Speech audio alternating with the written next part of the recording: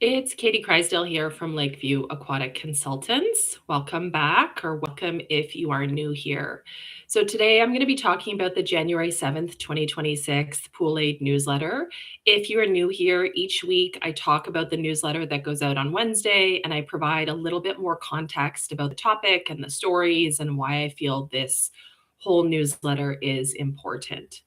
Before we get started, I do want to let everyone know that this newsletter was of a more sensitive nature, and I am going to be either blanking out words or using the term S in front of harassment because I don't want this video to be flagged in any sort of filters on YouTube, and I want it to be able to be spread widely as possible within our aquatics industry.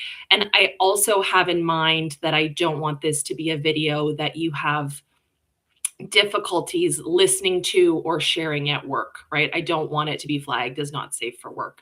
So I do want to let everyone know that the topic we're going to be discussing today is of a very sensitive nature, but I'm going to do my best to keep it PG, family rated, workplace appropriate, so that you can still listen to this while you're catching up on payroll or whatever it is that you're doing today. So for context, why did this whole newsletter come about? Why did the topic of S harassment come about in aquatics? A couple of months ago, back in October, I was catching up with a colleague who had recently lost their job. And I spoke about this in an October newsletter that I'll link down in the description box below. And at that time, when I was speaking with this person had lost their job earlier in the year, and they were really, they had made peace with losing that job because they felt that it was based on the organization not being responsive to concerns about S harassment in the aquatic workplace. And this person was trying to get support for the staff, make sure these issues did not continue to happen. And in their words, essentially, if they lost their jobs trying to do something right, then that wasn't a good organization to be with in the first place. So that background is important because I've been in aquatics for 20 years, and there's no way that I can say this without sounding super naive, but I really didn't think that S harassment or anything of that type was a problem for us in aquatics. I personally have had very positive experiences working in aquatics as a female, working with males, working with other females, with all ages. I remember at one facility I worked at, we didn't even have separate change rooms, and we would just have a pact that the guys would change facing this way and the girls would change facing this way. And it was maybe not the right way to do things in the early 2000s, but I never personally felt unsafe or uncomfortable. However, in writing the newsletter last week, because I am recording this a bit late, it's interesting that I never thought about S harassment in relation to patrons. Because, of course, as a female in a bathing suit, I have had S harassment from patrons, typically male, over the years. And that is just something that I learned to deal with. And that is something that I've built into my PR scenarios, teaching new lifeguards. And as I said in the newsletter, I'm not really clear why, in my mind, one is acceptable, like a no big deal client, bather, S harassment, whatever, but workplace, employee, management harassment, that's somehow worse. They're both bad. And so I wanted to explore this topic further in 2025 and 2026. And I know the political climate in some places is such that it can be very contrarian or divisive to explore some of these different workplace issues. But S harassment comes to the top of my mind when we think about the fact that in aquatics, we are, as employees, working half naked, right? Even if you have shirts and a singlet or a t-shirt over your bathing suit, you're wearing a bathing suit, a very thin piece of fabric over your body for 8 or 10 hours a day, out in the sun where it's hot. When you jump in, you get wet. So it's not anyway, I don't think I need to educate you who's watching or listening to this video. You work in aquatics, you know that this is the reality of our workplace. And that's why many workplaces may have specific uniform requirements. So at one facility I worked at, women were not allowed to wear two pieces. It always had to be a one piece. Or I've heard of some workplaces where the men's shorts have to be a minimum length or certain looseness, or all employees are strongly encouraged to wear a rash guard or a singlet in the water because once it gets wet, it does cling to your body, but provides a bit more coverage or privacy or what have you. So I don't want to get too far off track with why I did this survey, but essentially the January 7th, 2026 newsletter is the survey results that came out of that story back in October of 2025. So after this person told me their experience, and I put a comment on my Instagram stories, that is where I do a lot of light research. So if you don't follow us on Instagram, it's Lakeview Aquatic Consultants Limited, missing an N. Easy to find us from our website, from our YouTube channel, from our Facebook page. And that's where I'll often soft test a lot of questions or ideas. So, for example, I'm starting to work on the question of deaf or hearing impaired lifeguards. That's something I'm collecting data on to do a video or a newsletter on in a few weeks. But I'm doing it primarily through Instagram stories because it's a little bit more private in terms of audience and it doesn't live on the internet forever. So, back in October of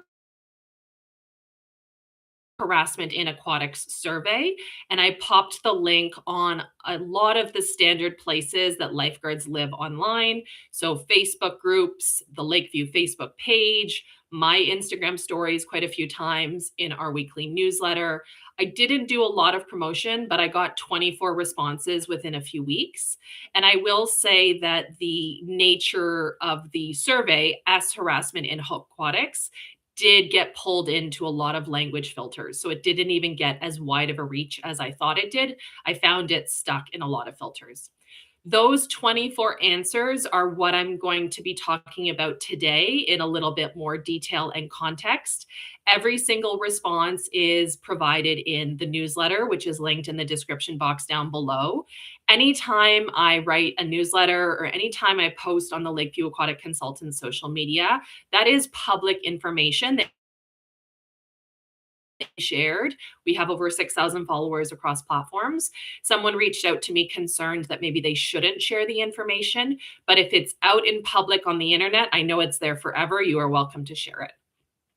So that's what we're going to get into today. And I hope that this can be helpful data for your aquatic workplace. That is the main thing that came out of these results. Is I would strongly encourage every aquatic facility, whether you're year round and you've just started 2026 or you're gearing up for the summer outdoor season, you need to revisit your S harassment policies, specifically your implementation and education, I would say. Because in speaking with different aquatic professionals and respondents in this survey, and people who've DM'd me privately were from the US and Canada predominantly, many people shared that they had an S harassment policy or they had basic S harassment training at the start of their job, but there was no teeth to the policies. The same way I can speak to my own lived experience, I had a situation where I was cornered in my office by a client who blocked the door, so I could not leave. And when I spoke about that with my manager and my health and safety officer, well, they said, you could have just pushed past him. And the issue for me was that we didn't have a violence in the workplace or a customer harassment policy that we could go back to say to this person, you can't come and see Katie in the aquatics office anymore, or you will be temporarily banned from the facility for 15 days for your behavior. And that's the big takeaway, kind of the bottom line up front of this whole newsletter, is I would strongly encourage you to revisit your S harassment policies and make sure that they're actually useful, they're being implemented, and that there is the appropriate structures for investigation, for anonymous reporting, whatever that looks like at your organization. Some people will have a feedback box in the boss's office. Some people will have a phone line like an EAP, Employee Assistance Program. Some workplaces, the health and safety officer will have an anonymous reporting email. I'm not sure what that looks like at your organization, but the number one thing I grasped from the responses in the survey is that things were reported. People were not necessarily upset that they happened, but they were looking for resolution to fix it from happening again, right? And aquatics, we are very constructive that way and professional. I'm not suggesting that anybody should, think it's okay that they were harassed at work. But you'll see in the responses that I share, consistently people said they just wanted to feel confident that a new generation of lifeguards or other lifeguards wouldn't have the same experience with customers or colleagues. So let's get into the newsletter.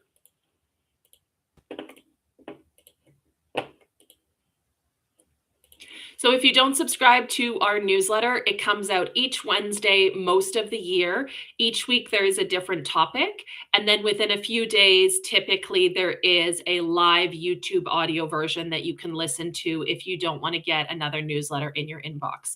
So that's what I'm recording today. It's a little bit late this week because I was traveling, but it will be up on YouTube within the next 24 hours. And it's there for posterity. So the idea with these YouTube lives is that you can send them to your boss and give them a specific timestamp. Hey, start listening to Katie at 10:14. Or in particular, I want you to look at the feedback for question 4 further down in the survey. So, as I said in the survey, the main thing is that I was really discouraged to see that this is still a problem in 2025, 2026. As we'll see as we get into the data, these responses where people indicated that they had been harassed at work, they were not dated to the 1990s. They were throughout the last 20 or 30 years. I would say that reflects the current aquatic split of staffing. So your pool may have a lot of 15 and 16-year-olds. Your pool may have people in their 20s in a management role. Your pool may have people in their 30s, 40s, and 50s, stay-at-home parents, people who switching careers, all of that. There's many, many generations in the workplace, and this was not exclusively a problem to one generation or one region.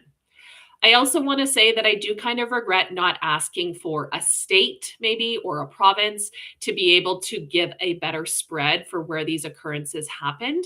However, I know people were also very concerned about privacy. And so I left the questions as generic as possible so people didn't have to feel like there was any concern about their information being guessable or a facility being identifiable. In one case, there was a specific aquatic facility I did have to redact. Everybody else made sure that there was no specifics that were identifiable. So I'm going to go through the individual questions that were on the harassment in the aquatic workplace survey. If you're listening to this audio, you can also see on the screen the different charts associated with the statistics. And then I will give you a content warning when we get into some of the more graphic descriptions coming up in a little bit here. So the first question in this survey was, have you ever personally experienced harassment in an aquatic workplace? And a quick reminder that there were 24 individual responses to this survey. So most questions only had 24 responses, like 24 people indicated an answer. But with some of the long answer questions, there were multiple answers.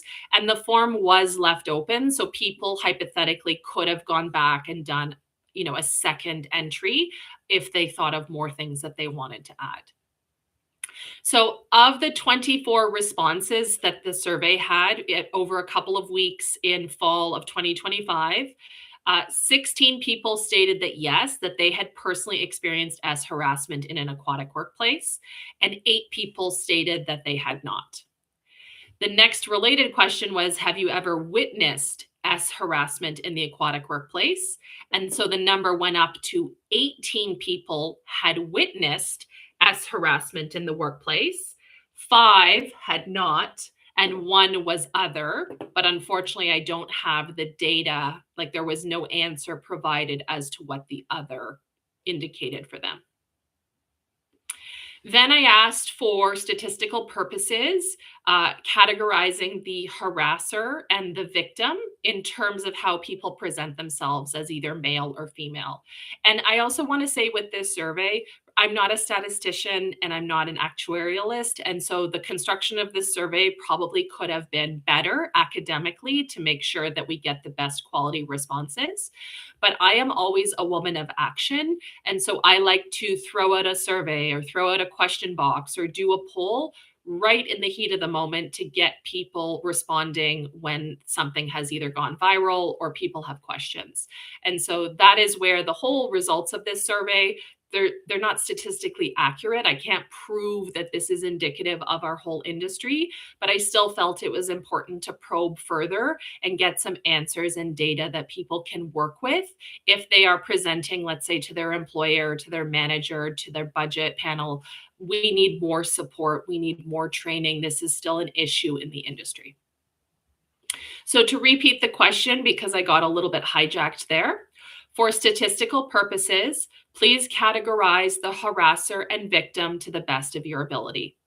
So 9.5% were male on male, 100% were male on female, right? 21 responses. This is where I'll stick to the numbers of people. People may have filled in the form several times, or they could click multiple answers. So 2 people reported male on male as harassment. 21 people reported male on female as harassment. 1 person reported female on female as harassment. 2 people reported female on male as harassment, and 1 person reported other. And unfortunately, I don't have any data. They did not provide any commentary as to what the other represents. The next question states, did you or someone close to you report the incident or incidents to your employer? 17 people reported yes. They stated like they somehow reported the S harassment incident to their employer. 7 people did not, and 2 people reported other.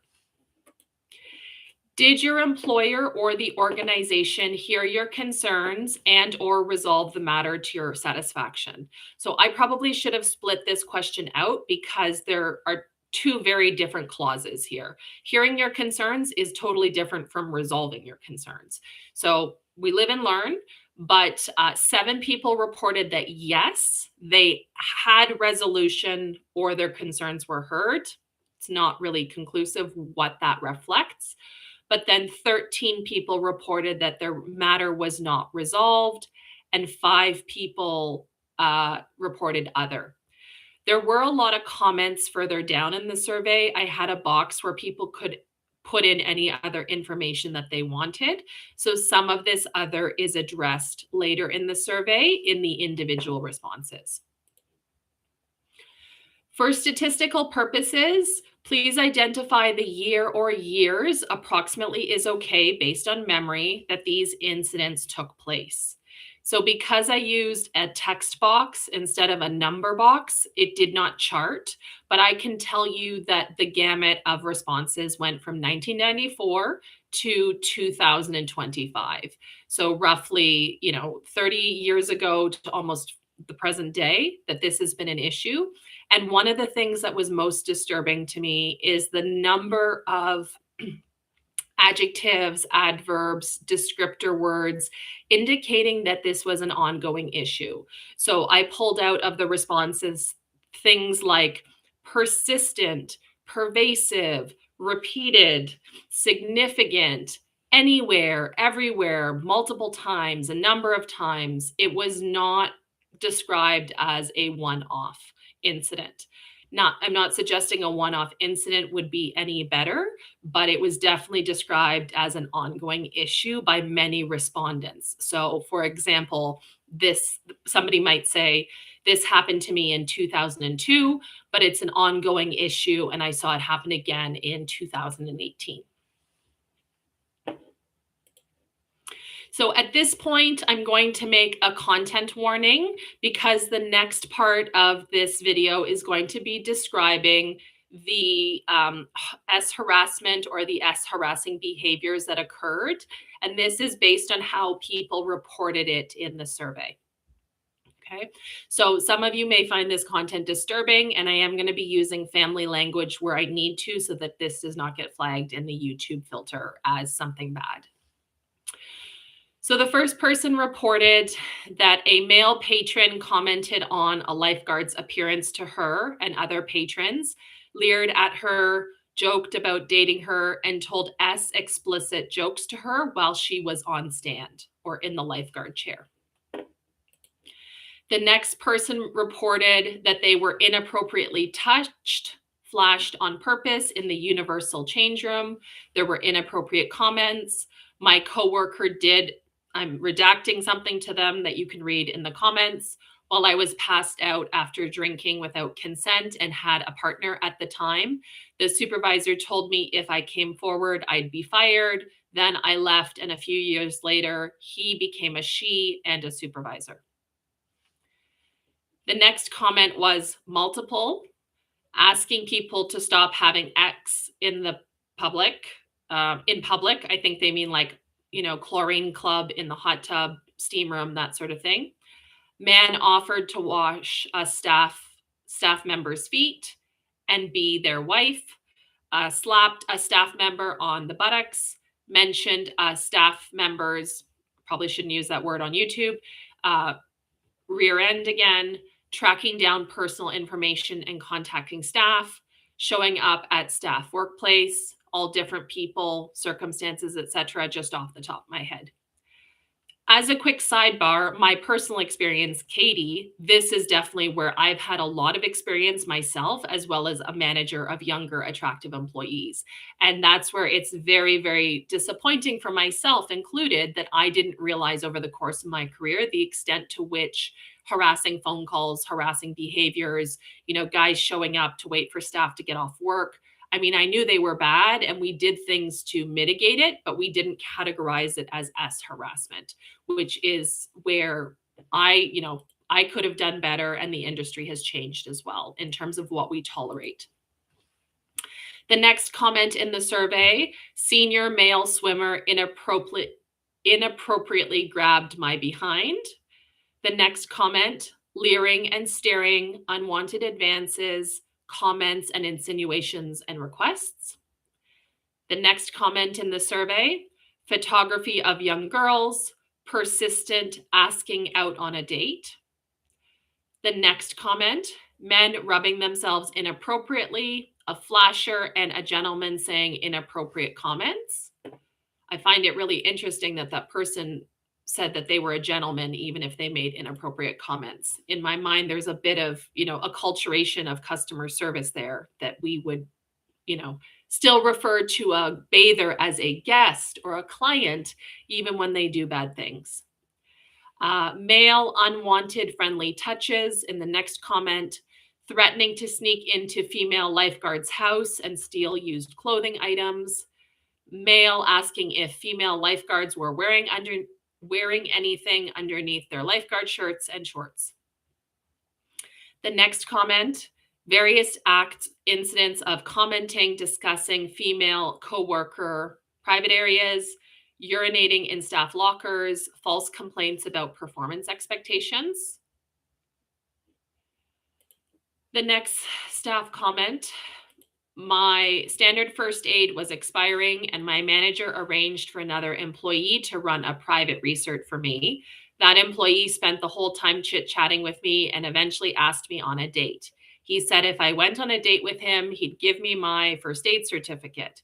Feeling on the spot, I agreed to go out with him as even just a friendly gesture. It was an uncomfortable date, so I didn't agree to see him again, and he refused to do my certification properly. I felt embarrassed and like I couldn't even tell my manager. That's one of the worst ones to me. They're all terrible, but in terms of the power play and lording something that you need for work, like you need that recert to be able to be on deck, that just really hit me. The next comment in the survey, an adult male staff member who had also applied to be a supervisor was making inappropriate comments to an underage staff member, asking questions about when she turned 18, commenting on her front, generally making her feel uncomfortable. The saddest part was she didn't report it until he was let go for inappropriate comments of a non-S nature to another staff member, so thereby suggesting a pattern. The next comment from a respondent, inappropriate comments from older male patrons regarding appearance, often intended to be complimentary from their end of things. For example, I once had an older male tell me he would think about me while he had his glass of wine at home. Comments like this were brushed off as typical behavior for this demographic and seen as jokes rather than genuine moments of discomfort. That is 100% my lived experience in the early 2000s up until probably I moved out to Alberta in aquatics in 2013, 2014, and I was under the mentorship of people in the industry here who were much more clear that that is not acceptable, much more direct in solving some of these issues.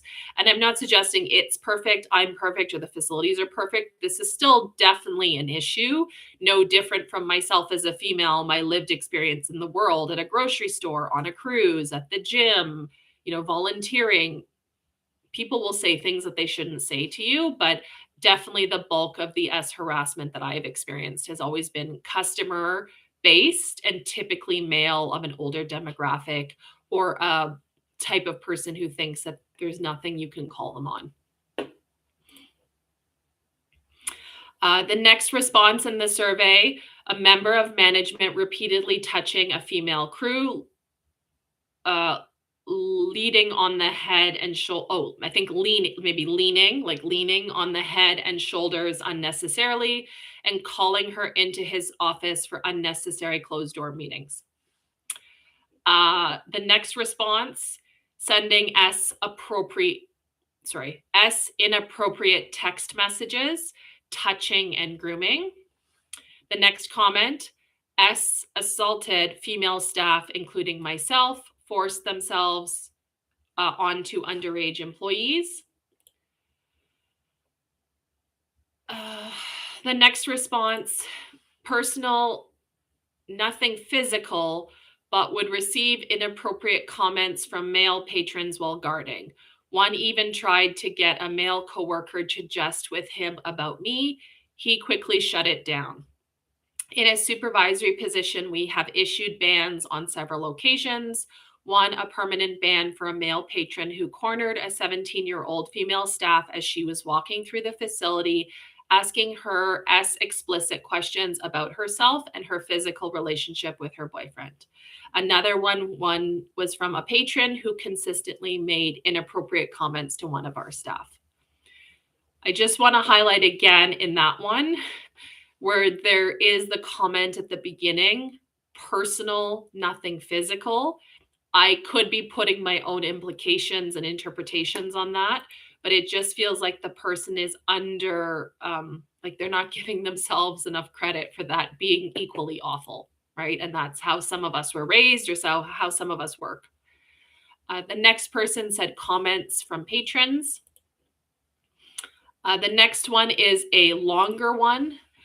This person reported, I was grabbed and kissed on the mouth by a male patron while lifeguarding. I was grabbed from behind by a male vendor. When I reported the vendor incident to my female supervisor, she asked me what I did to make him feel comfortable doing that. Many male patrons over the years have told me S jokes, particularly older male patrons. Many male patrons over the years have made jokes about CPR, mouth to mouth, and other S comments based on the profession. A male supervisor told me he loved me and asked me to date him and retaliated against me at work when I declined. When I reported the retaliation, they reassigned me to a different facility.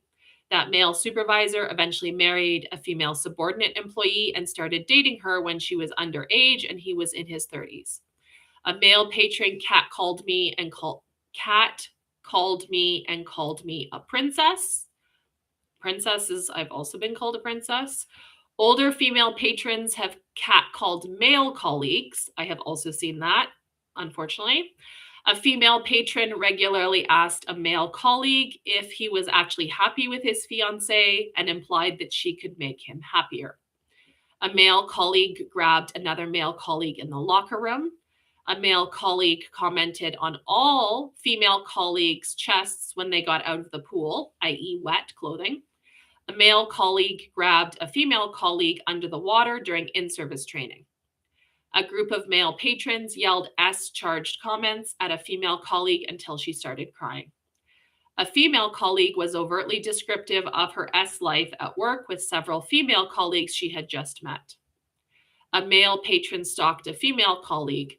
This is one of the only situations that got handled appropriately because the male patron was trespassed from the facility and is never allowed back. Detectives investigated the crime after it was referred to the city's police department, and the victim was provided victim services. The list probably goes on for much longer, and I'm forgetting many incidents over the years. The stalking is a really, really scary one. I know I had reports at a facility that I had left. The management called me and said, "Hey, somebody's been calling and asking about you since you're no longer working here. Just give you a heads up," which was very, very scary. But thankfully, I moved 4 provinces away. And this was prior to the social media era where it was easy to find people online. I've had definitely younger female colleagues that I have escorted out to their car at night, or told male colleagues, "You need to escort so and so out to her car at 11:30 at night because we're concerned that this guy who came in earlier might come back." He asked when she's off shift. We've had to do repeated privacy training in terms of not giving out staff schedules, staff phone numbers. Hopefully, you're doing this in your lifeguard classes or your in service training.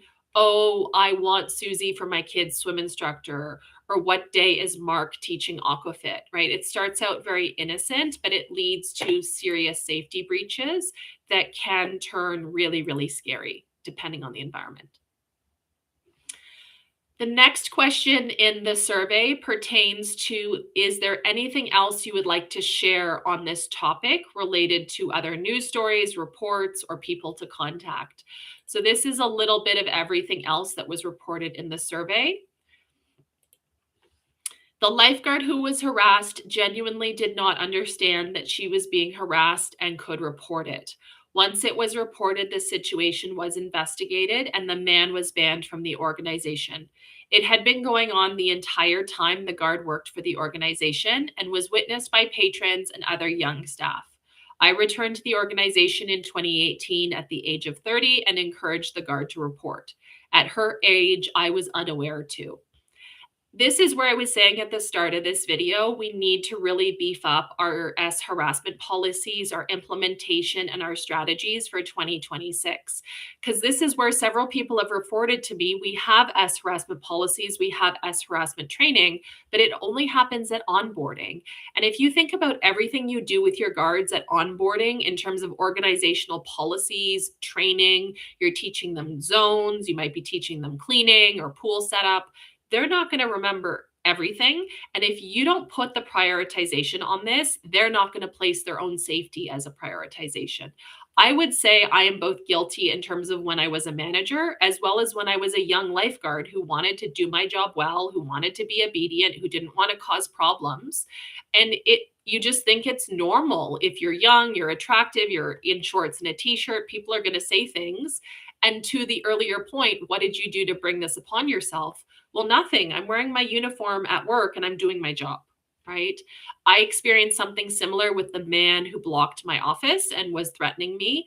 The health and safety coordinator said, "Well, what did you do to cause this man to threaten you?"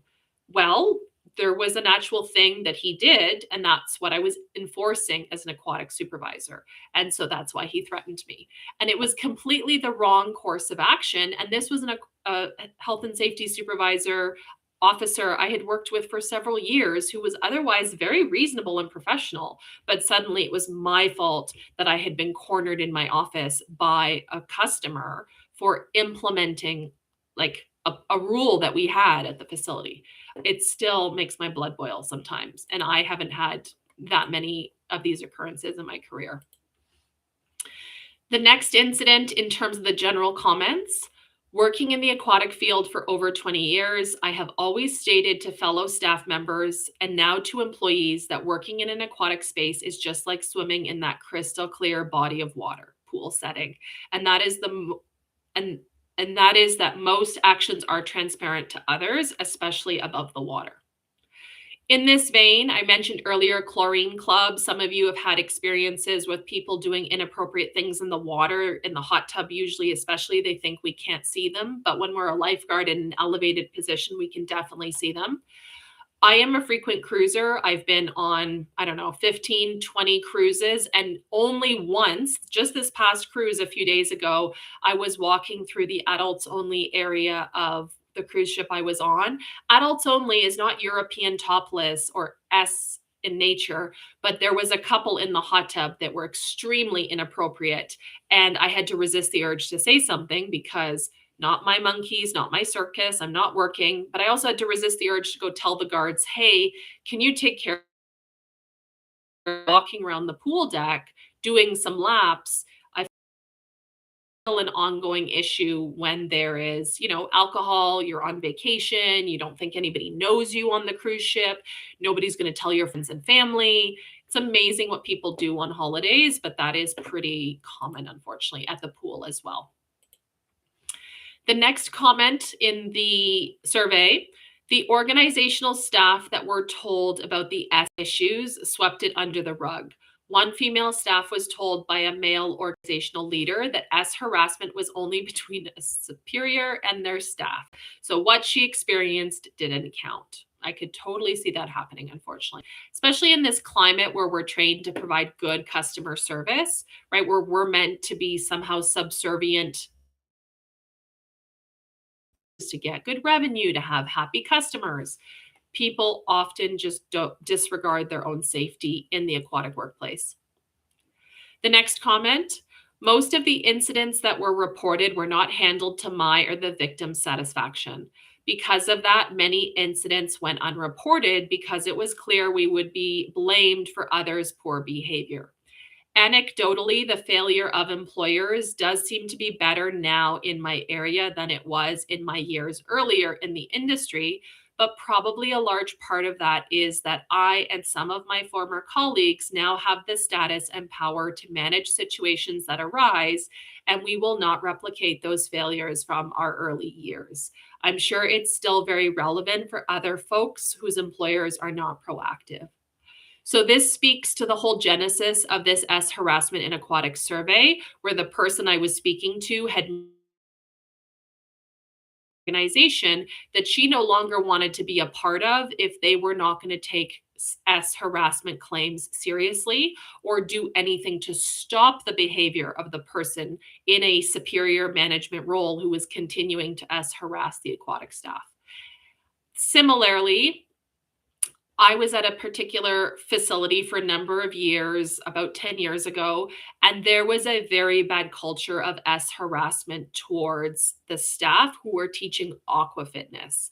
And I did what I could to implement changes, to not post which instructor would be teaching aquafit, to tell the customers, the regulars, they were all seniors, 50, 60s, 70s, and 80s, that S harassment wasn't acceptable, comments weren't acceptable, but it never turned the tide, so to speak, because I didn't have the buy-in from my direct manager or the organization because they were cowed by these being local ratepayers who had been in this community forever, and they treated us in management roles in recreation and aquatics as dispendable.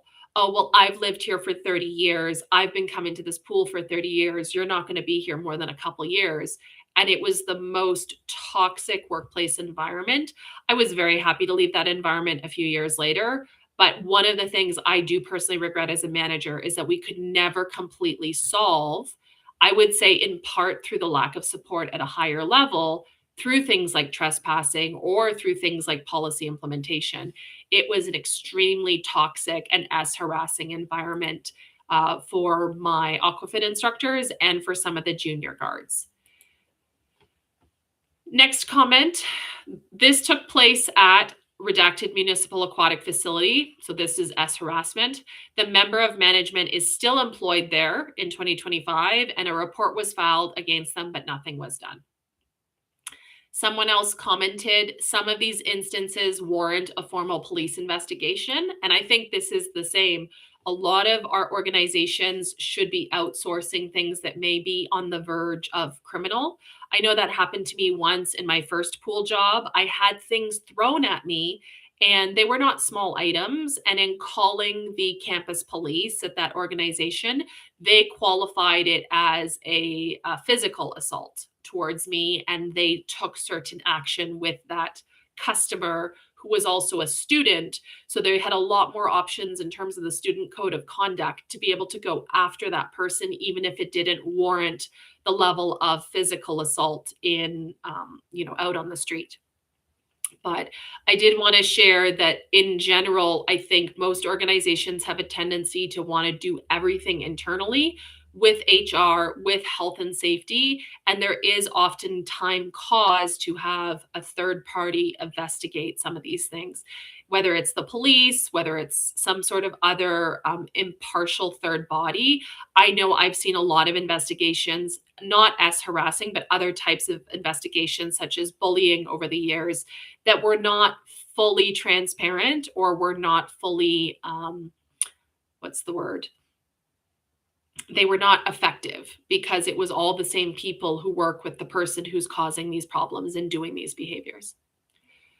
Just about towards the end, another person commented, I did not experience S harassment in my 11 years of aquatics experience, including 8 years of management.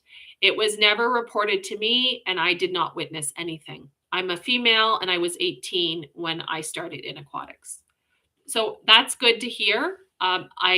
With any survey, you have an over abundance sometimes of people who fill out the survey because they are motivated to fill out the survey, and you may not have a representative sample of people who don't fill out the survey because they don't have anything to report. So I think that is definitely where, if I were to do this survey again in a more professional manner, or if one of our industry trade organization wants to do a professional survey, we need to do something to capture those aquatic staff who have similar experiences of nothing happening, because we don't know what percentage have that lived experience. Another comment states, this is the worst case, but over years at various different aquatic facilities lifeguarding, I was bothered by many men. I actually remember planning out how I would use chlorine or muriatic acid as personal protection if needed while in underground parking garage pool pump rooms. So if you don't know, chlorine and acid would burn somebody on their skin. If you threw it in their face, it would slow them down. I definitely have also requested an escort several times going to the parking garage at work very late at night. It's the reality. We're working evenings, weekends, irregular hours, early in the morning, right? Walking to work. I used to walk to work at 4:30 in the morning in downtown Toronto. Thankfully, it was safe, but I walked to work at 4:30 a.m., got to a completely empty building by myself at 5 a.m., didn't have my phone with me at all times, but was working alone until the next staff member came in 20 minutes later. Another comment states, I'd like to know how many people experience this, especially with patrons harassing guards. The next comment says, I have seen an unfortunate side of our staff being friendly and building relationships with patrons that they view as professional, but the patrons view as personal and then turn inappropriate. Our staff get to know and see our regular patrons every day for full-time staff and regular lane swimmers, and it can be taken too far, requiring staff to draw boundaries with our patrons. More mature and experienced staff are comfortable with this, but others need coaching and support, i.e., a regular patron had a crush on one of our guards. After brushing it off for a bit, it came to the point that she had to firmly call attention to it and shut it down. However, another regular patron would make frequent comments about the two dating and suggest that they meet up outside of the pool. A supervisor stepped in to shut it down, and the patron was embarrassed as they thought it was good fun. Most of my experiences with S harassment came from male patrons in the form of comments about my body or asking personal questions. And I would say that is also my personal experience consistently, not recently because I don't have a home pool since 2019. I contract to many different facilities and I'm almost never lifeguarding. So I don't have the opportunity to build that relationship. But that's another key takeaway that I think we should be thinking about in our aquatic staff training for summer 2026 or onboarding this year. How do we create better guidelines for these younger staff to monitor or balance? We want them to talk to customers. We want them to provide good customer service, but how do we balance it in a way that doesn't lead to something more dangerous? I don't necessarily have the solution for that. Definitely share in the comments below if you have any ideas or anything that's worked for you. I also want to say that this whole topic of S harassment, better training, better policies is going to be an ongoing discussion with us here at Lakeview Aquatic Consultants for the next little while. I do want to be able to revisit this if we get more survey responses or if I come across more resources in the call out to staff, to facilities that I work with. It's just going to have to percolate a little bit on the side because it's the beginning of 2026. Lots of people are very busy, second week back to the the workplace. And so we're just going to have to let this percolate a little bit and then revisit it when there is more information to share. Please do consider subscribing to the newsletter because that will be the best way for you to get this type of formalized information. I always put little tidbits on Facebook, on Instagram. I will, record more commentary if appropriate for YouTube, but the newsletter is the professional method to stay in touch with what we're doing each and every week. The last part of the newsletter, if you don't subscribe to it, is always an opportunity for me to share different news stories, current events, what's been happening in our industry. So we're going to do a quick rundown of some of the stories from the January 7th newsletter. The big one, I would say, is the announcement that Aqua Arabia, which is the Saudi water park that's been under development as part of the Qiddiya Six Flags project for the last 5 to 7 years. They have finally announced that Aqua Arabia will be opening after Ramadan this year on Eid. Eid al-Fitr is happening late March. And so we're going to be looking for all of the details for this spectacular water park that's been reported at almost $1 billion in terms of theming, design. I'm really, really looking forward to learning more about this project. I know it's sports washing and lots of people have opinions. Like I've heard from people who would go to a water park in Saudi Arabia, but it is one of the keystone projects that has been happening in our industry and reported on for the last 10 years. So I'm very, very excited to hear more about it.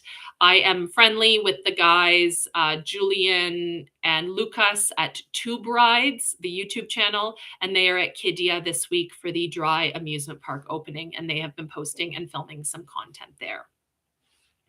Some other news articles, Governor Hochul in New York announced $63 million for expanding the New York Swims program statewide. The town of Paradise in Newfoundland was discussing building a new pool, but they're not quite ready.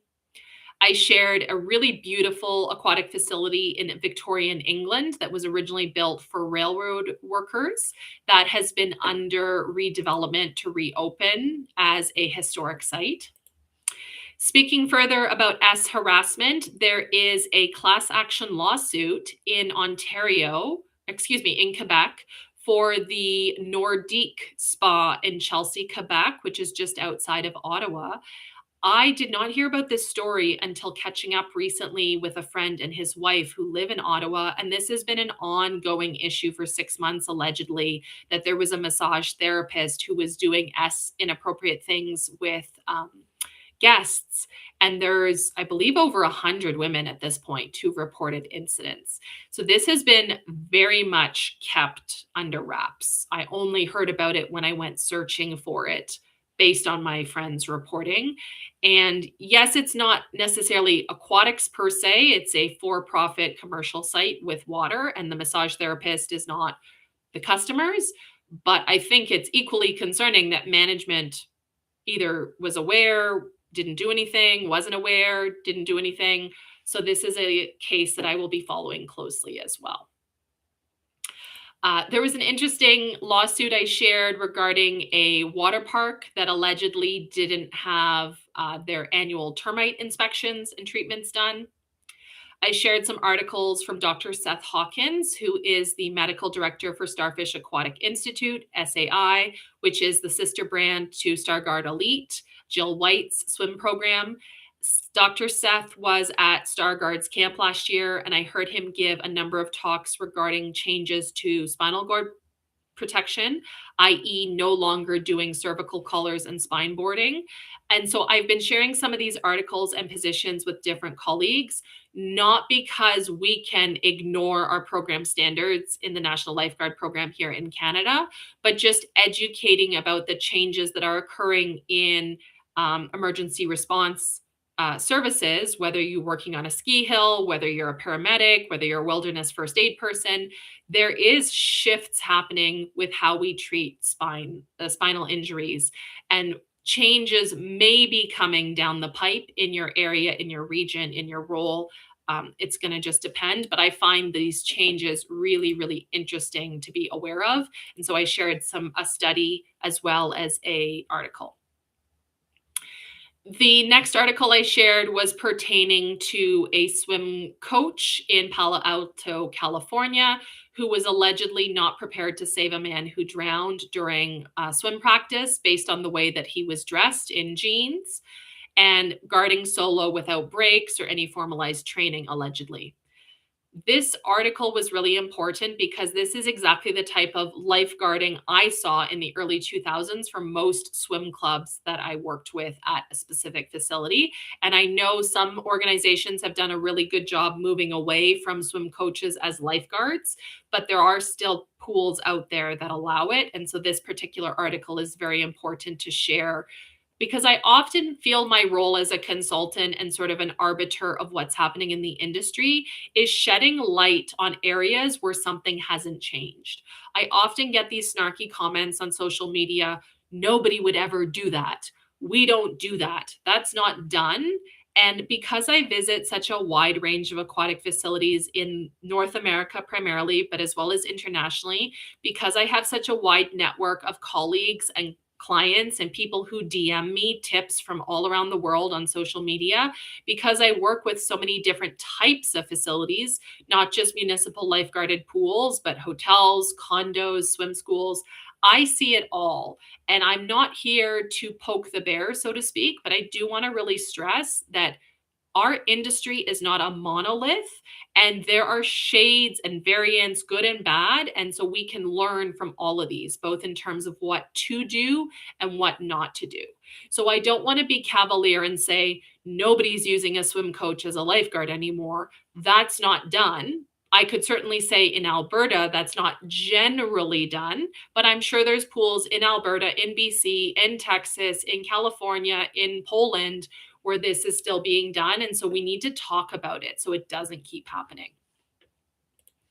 This next article was talking about how moving forward, smaller theme parks, family entertainment centers, smaller facilities are using a strategy to be smaller, cheaper, and shorter experiences.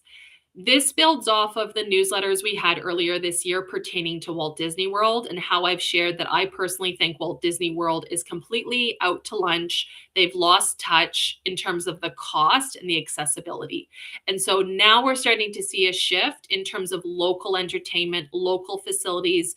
You don't have to have all the bells and whistles.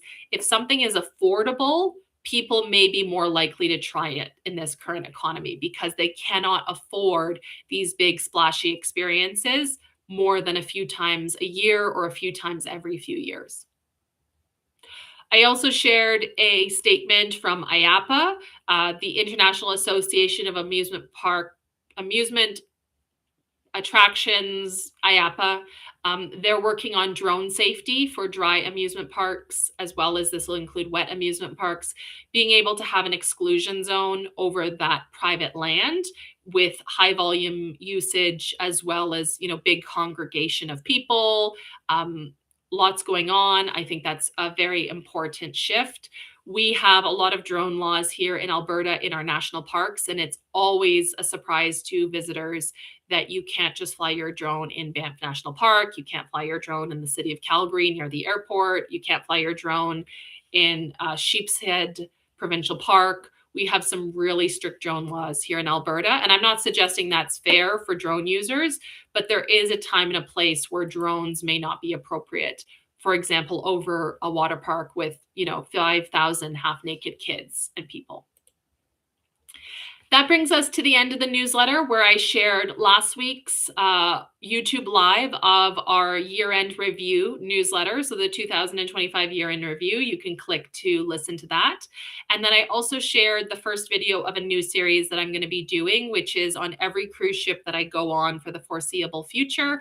I'm going to make an effort to document the pool amenities specifically. Because a lot of you have asked me, you don't care about cruising, you're not going to go on a cruise, but you're curious about the lifeguards, you're curious about the water slides or the pools simply because water is heavy. So, how does that work on a cruise ship? How is the design different? Like I would say, the design is a smaller basin with a wider collar. And so that's the idea is I'm hoping to be able to share these mini tours of swimming pools on cruise ships for those of you who are interested. So that is it for the January 7th newsletter. Thank you so much for listening. I know this was a much longer video than normal, but I hope that this is beneficial to you, your team, your organization in terms of being informed about something in the industry as harassment that I had no idea was an issue or personally hadn't realized to the extent that a lot of us have experienced these types of issues without giving them enough um, credit or adjudication or policy management or enforcement. If you enjoyed this video, please consider subscribing so that you know every time we post a new video. I'm still working on the lifeguard series that's coming out in, a couple times a month. Still working on the cruise ship series that's coming out a couple times a month. I still have a backlog of content from the fall conferences, and I'm working on something hopefully coming up here in the next month or two. Thank you so much for being here. I appreciate it, and I'll catch you in the next video. Bye for now.